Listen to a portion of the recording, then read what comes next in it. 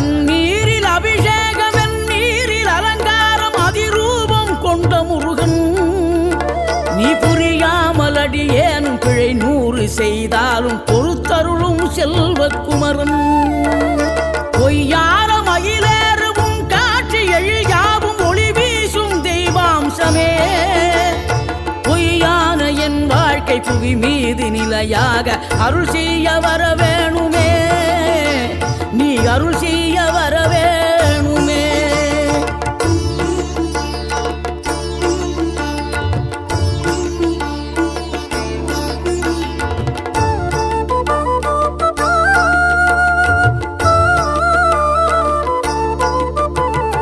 இகழ்தலையும் புகழ்தலையும் ஒரு முகமாய் கருதும்படி செவி உரைத்த முத்துக்குமரன் நீ வறுமையையும் வளமையையும் சமநிலையை உணரும்படி மதி கொடுத்த